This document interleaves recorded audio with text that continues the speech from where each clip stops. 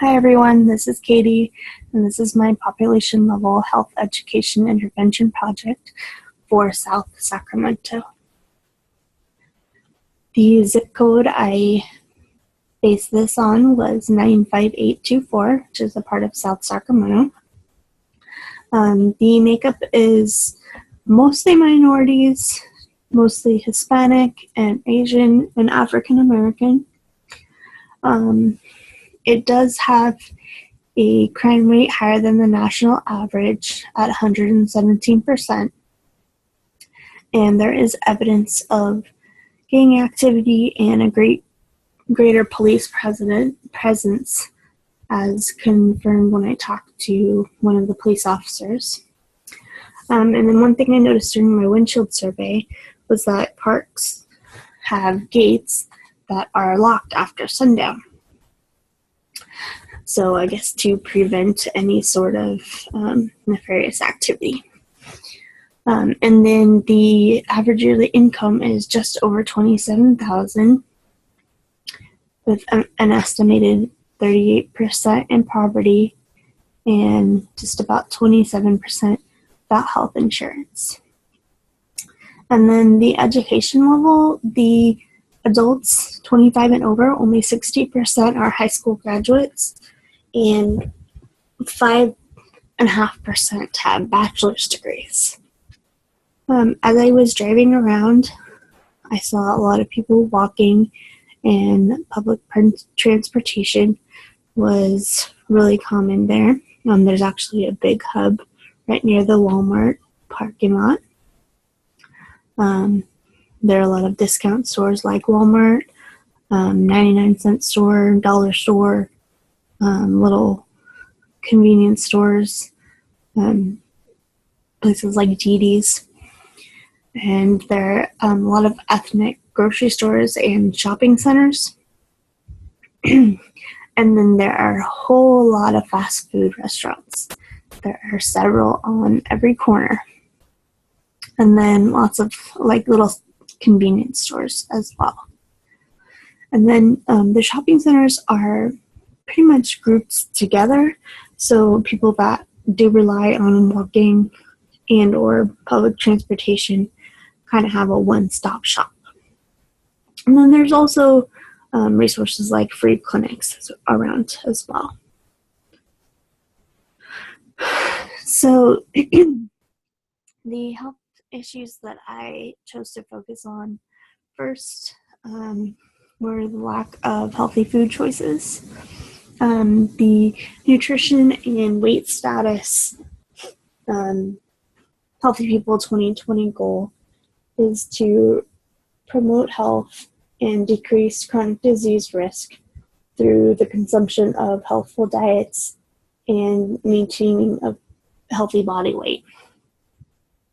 So one of the things that they want to focus on is improving access to retail food stores that actually have food that's encouraged by dietary guidelines. So like I was saying, the small little convenience stores don't have things like fresh produce because they just don't have the customer volume to go through it before it spoils. So that's one thing that they want to improve upon. And then they talked about having more healthy food options in schools, not only in the lunches, but things like vending machines. And then this is closely related to my childhood obesity and inactivity health issue, where we want to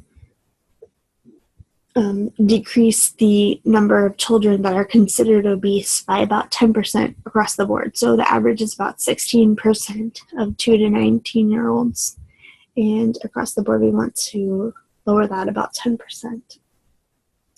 And then also the physical activity goal is to improve health and fitness and quality of life through daily physical activity. So we want to have an increase of the kids that are meeting this guideline for physical activity, and then having more use the computer TV or video games less than 2 hours a day so that they're actually being active and not just sitting in front of a screen. I also focused on the lack of access to quality healthcare. The goal here is to improve access to comprehensive quality healthcare services. And this includes medical, dental, and prescription drug services, and insurance. And then also to have an increase in the number of preventative services so that people aren't relying on urgent care and emergency rooms for all of their health needs. And so related to this is to the goal to increase the amount of children who have a specific source of ongoing care. So a doctor that they go to when they're not sick, but actual checkups. And then this will also help to decrease the proportion of people that are unable to or delay in seeking necessary medical or dental care because of access or lack of insurance or anything like that. And all this is just to increase quality of life and life expectancy in general, and just all health, physical health, social health, mental health. Which brings me to my next point, limited education and intervention for mental health issues. So the goal here is to improve mental health through prevention and ensuring access to appropriate quality mental health services. In general, we want to decrease suicide rate, specifically decrease suicide attempts for adolescents, and to decrease the amount of adolescents relying on disordered eating, things like anorexia, bulimia, to control their weight. And then at the same time, increase mental health treatment in primary care facilities and increase the amount of mental health treatment for homeless people, which I did see during my windshield survey. 2 or 3 people just on the street, I don't know if they were homeless or not, but they did have some mental health issues that were clearly not being addressed. So like I said, I did a windshield survey to start out, figuring out what needs needed to be addressed. During this windshield survey, I talked to parents at local parks. It was kind of nice to get their input on what they worried about and what they were thinking about for their kids. And then I also talked to a nurse at a clinic, a police officer, a priest in the community, and then, of course, my branch director at the Boys and Girls Club where I did my teaching. And then, of course, to support all this and to get any extra information, I added research. So the Precede Proceed model is what I used as a framework for this whole project. And really, it kind of says it right in the name. Precede is before you start. So you're doing your assessment, basically. You do the assessment on every single angle and kind of figure out what your goal should be based on the community. And then also, in your assessment, you want to include the administrative end of it, because you could have the greatest plan in the world, but if you can't get it past that level, you're just going to be dead in the water. So as you move on to the proceed, it's just like it sounds. You proceed with implementation. So you actually do what you set out to do, and then evaluate it. So you evaluate the process. Did you do what you said you were going to do? And then the impact. Did it have the impact on your target audience that you expected? And the outcome. Did the thing that you wanted to focus on when you first started in phase 1, is that what happened?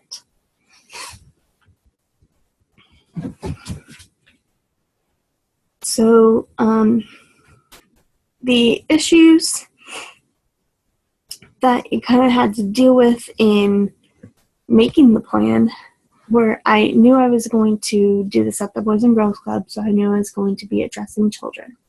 So the first thing that I encountered was, yeah, I have these issues that are related to children, but do I actually really want to talk to their parents about them?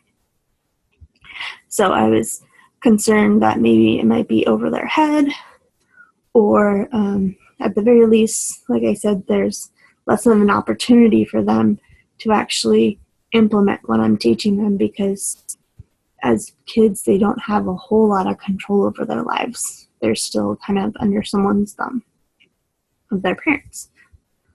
And then just in general, teaching children can be hard.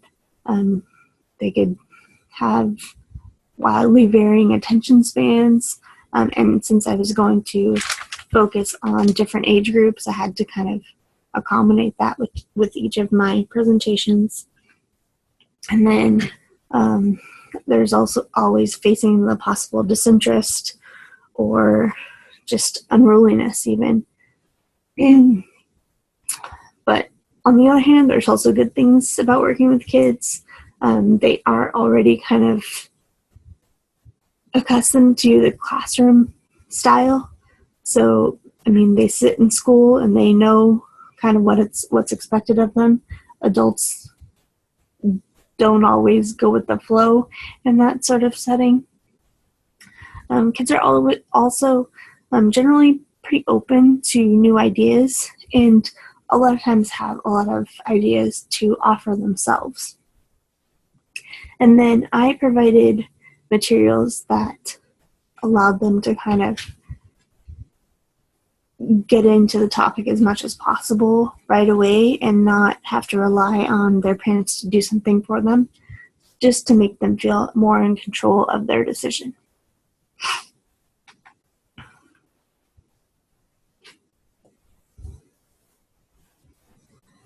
So for each intervention, so to start, I first did my presentation about the lack of healthy food choices. And I did this with kids aged 5 to 8, and I had a pretty big group of 13 kids. That was my biggest group. I knew I was going to do little kids, so I used posters, and I made a coloring book, and I had recipe cards for them. And I made a big poster board, and we filled out some healthy food options and not so healthy food options. And then I also had a big basket of fruit for them to identify. So, I mean, there were common things like apples and bananas, but then I also had some more exotic fruit that I got from my parents' backyard. I had guava and passion fruit and things like that. So it was actually kind of fun because there were some things that they actually learned about fruit that they hadn't seen before.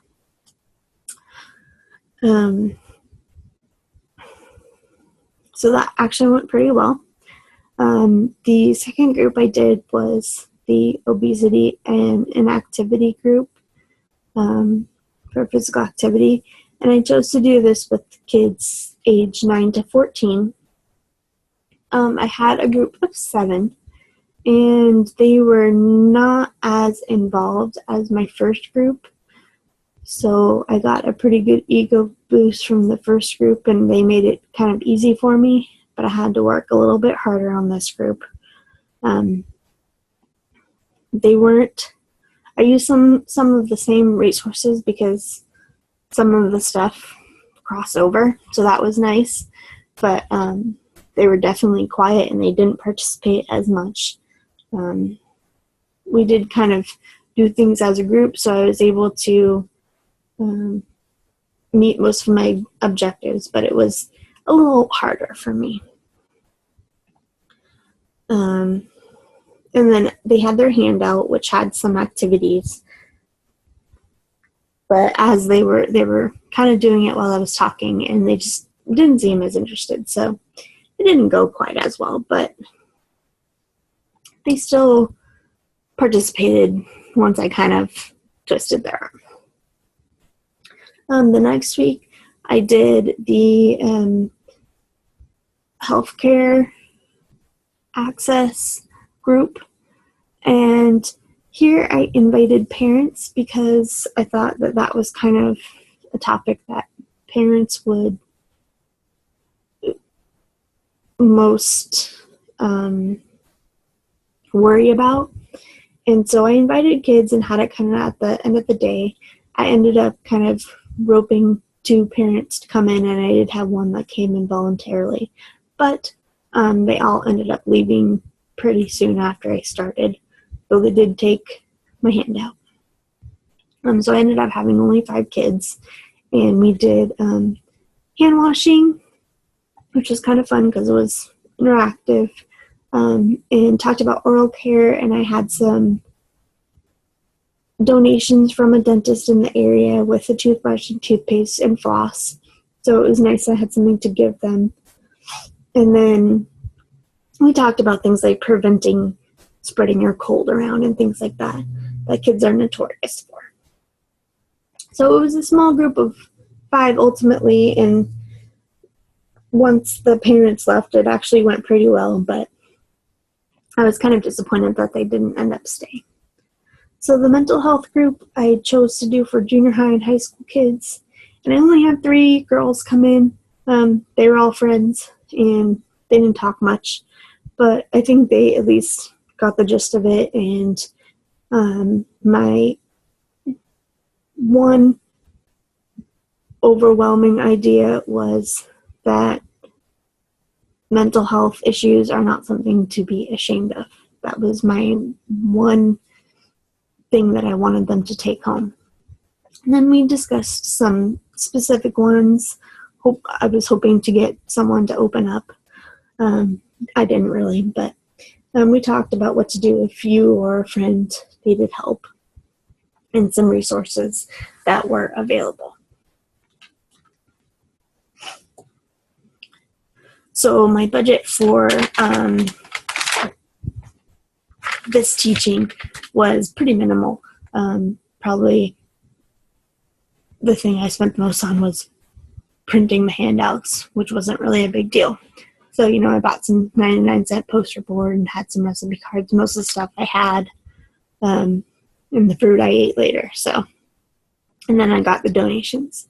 So the only thing that would be probably significant were if the program were expanded to reach more children, like maybe implemented during school or something like that, then there would be a little bit more of an expense. So these are my objectives for each group. Like I said earlier, I pretty much I did reach all objectives, and I actually got almost 100% on everything. I think I just didn't get, one of the kids would not give me 3 activities that they wanted to participate in. So, but I still reached my goal of 75%. So, when I made the goals, I knew I was going to be teaching children, so I didn't want to overshoot too much. So I kind of made it easily attainable, and I got there. So finally, talked about health disparities in children. We talked about their healthy food options, obesity and inactivity, health care and preventative care, and mental health. So like I mentioned earlier, I was kind of worried that maybe the topics weren't age appropriate and I should be talking to their parents, but I think I made it work. And I kind of wish more parents would have been involved when I invited them, but I can understand that it wasn't what they were used to. And then probably my biggest issue was time, because this class was over so quickly that there wasn't a lot of time to prepare and organize everything. So that was just a little bit of a problem. And then my biggest suggestion for myself would be to look ahead. I guess I didn't really know everything that was going to go into it and how it would all be related. So I kind of wish I had the bigger picture when I first started. Otherwise, it went pretty well. Thank you.